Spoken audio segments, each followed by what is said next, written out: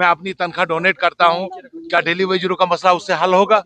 मैं अपनी तनख्वाह पूरी छोड़ने के लिए तैयार हूँ, उससे मसला हल होने वाला नहीं। डेली वेजरों का मसला भी चल रहा है और उसमें कमेटी बनी हुई है। वो अच्छा, रिजर्वेशन के मामले पे आप सर आज बड़े रिजर्वेशन पे जो आपने अंदर अपनी राय रखी, क्या कहना चाहेंगे? देखो, जहां तक रिजर्वेशन का सवाल है, एसटी और एससी ये कॉन्स्टिट्यूशन के तहत यहाँ दिया गया है और ये अब गवर्नमेंट ऑफ इंडिया ने एसटी और एक लाया, फिर उन्होंने यहाँ वो इकोनॉमिकली जो है बैकवर्ड उनके लिए 10% रखा और सर ये गेंद जो है हमारे सर डाल दी, ये मुसीबत हमारे सर डाल दी। हालांकि हमें उस मुसीबत को लेना नहीं चाहिए था, बिकॉज ये हमारा दायित्व ही नहीं बनता है, लेकिन उसके बावजूद यहाँ के ऑनरेबल चीफ मिनिस्टर ने उसमें कहा कि मैं कोशिश करूंगा इसको एट पार करने के लिए।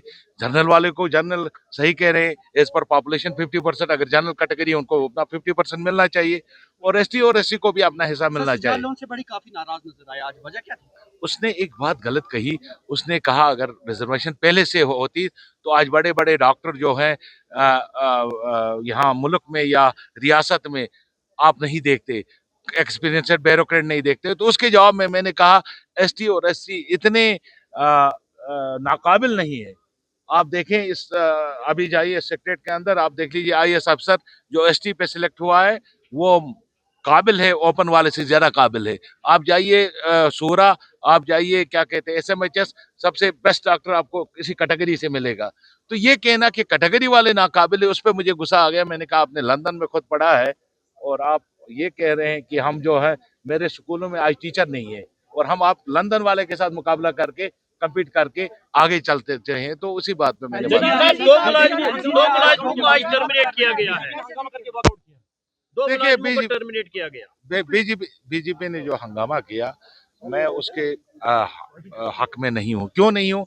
कल एक ऑनरेबल सीएम ने एक मुद्दल दलील दे दी कि हम पैकेज बना रहे हैं जो सैलाब जदगान है और उन पैकेज को डाटा इकट्ठा करने के तो पैकेज गवर्नमेंट ऑफ इंडिया को भेजी जाएगी और वहां से जब पैसा आएगा तो हम डिस्ट्रीब्यूट करेंगे। हम एक पैकेज मांग रहे हैं।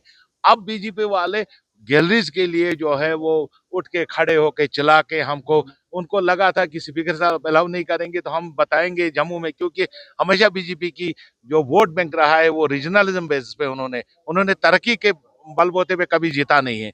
उन्होंने या तो हिंदू मुसलमान करके जीता है या रीजनल बेसिस पे कि भाई जम्मू वर्सेस कश्मीर करके।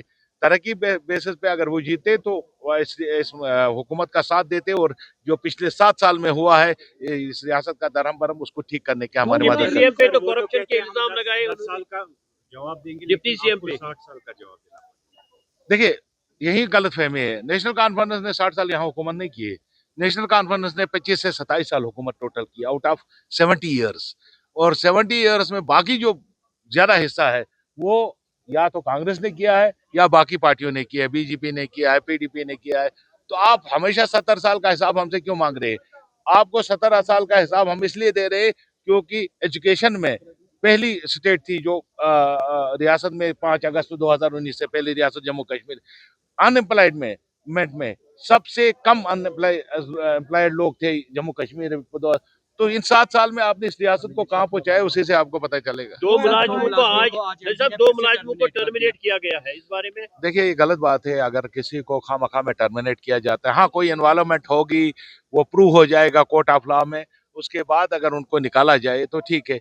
खामखा में किसी की शिकायत पे अगर हम ये कहेंगे एंटी नेशनल है या लेवल लगा के किसी मुलाजिम को हम बरतरफ कर रहे हैं, उनके लिए कोर्ट है, कोर्ट पे जाना चाहिए उनको और लड़ना चाहिए। अगर वो बेगुनाह है तो जरूर वापस लिए जाएंगे।